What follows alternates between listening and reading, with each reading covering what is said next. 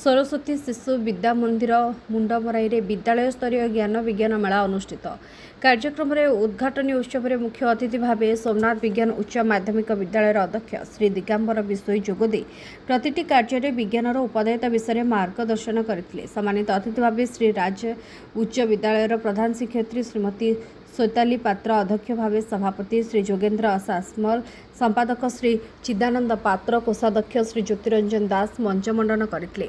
सेपरी उद्यापनी उत्सव में मुख्य अतिथि भाव अवसरप्राप्त अध्यापक श्री शंकर साहू जोगदे आगामी भविष्य में देशपाई गठन विज्ञान विचारधारा सुदृढ़ करने मार्गदर्शन करते। कार्यक्रम में 162 जन शिशु प्रतिभागी थे, 98 जन पुरस्कृत होते।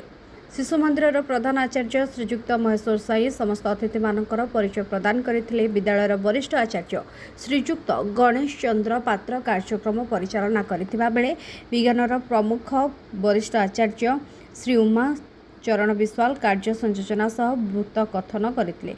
सामूहिक संगीत संयोजन अनुष्ठान आचार्य सुश्री सुप्रभा राव सहयोग करते। वरिष्ठ गुरुजी श्रीजुक्त बलराम डाकुआ समेत समस्त गुरुजी और गुरुमा कार्यक्रम में सहयोग करते।